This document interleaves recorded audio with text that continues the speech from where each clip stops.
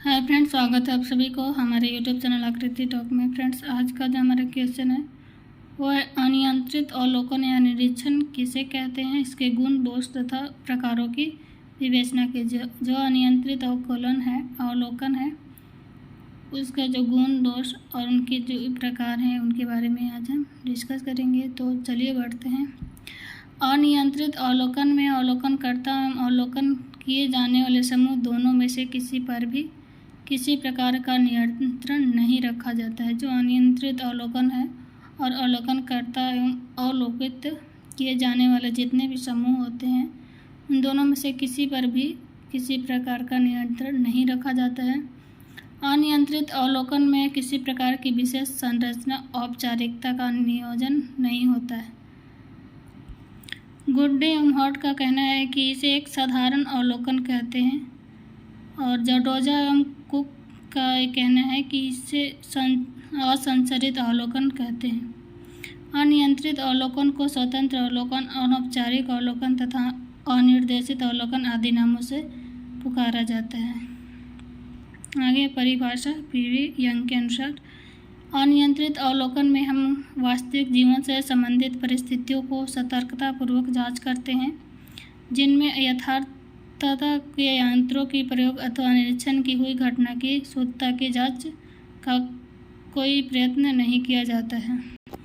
जो अनियंत्रित अवलोकन है उसमें वास्तविक जीवन से संबंधित परिस्थितियां हैं जो उसे सतर्कतापूर्वक जांच किया जाता है, जिनमें यथार्थता के यंत्रों का प्रयोग निरीक्षण से हुई घटना की शुद्धता का प्रयत्न नहीं किया जाता है।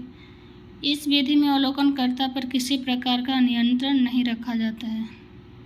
दूसरा जो पॉइंट है, इसमें अध्ययनकर्ता घटनाओं व परिस्थितियों का स्वाभाविक रूप से अध्ययन करता है। जो अध्ययन करता है उसमें घटनाओं और परिस्थितियों को उनके जो स्वाभाविक रूप हैं उनको अध्ययन करता है। तीसरा जो पॉइंट है, अवलोकनकर्ता इस विधि में घटनाओं को परखता नहीं है, अतः यह एक अत्यंत सरल प्रविधि है। जो अवलोकन करता है इस विधि को, जो भी घटना होती है उसको परखता नहीं है, यह अत्यंत सरल प्रविधि है। दूसरा है गुड्डे एवं हॉट के अनुसार, सामाजिक संबंधों के विषय में मनुष्य के पास जो ज्ञान है उसका अधिकांश भाग अनियंत्रित अवलोकन के द्वारा ही प्राप्त किया गया है। आगे है अनियंत्रित अवलोकन के गुण, महत्व और उपयोगिता। इनके क्या गुण हैं उसके बारे में।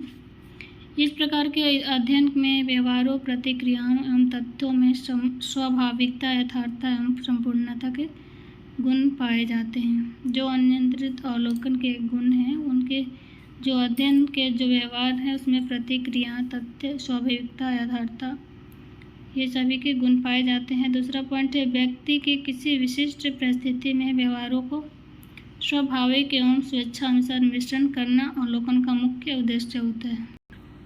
व्यक्ति के किसी भी प्रकार का जो किसी भी परिस्थिति में व्यवहार स्वाभाविक जो है उस स्वेच्छा अनुसार मिश्रण अवलोकन का मुख्य उद्देश्य होता है। तीसरा पॉइंट है, इस प्रकार के अवलोकन के द्वारा प्राप्त आंकड़े अधिक विश्वसनीय होती हैं। आगे है अनियंत्रित अवलोकन के दोष या खामियाँ। अवलोकनकर्ता पर अध्ययन के समय कोई नियंत्रण नहीं होता है, इसलिए एकत्र किए गए तथ्य उतने विश्वसनीय नहीं होते हैं जितने के नियंत्रित अवलोकन में हो सकते हैं।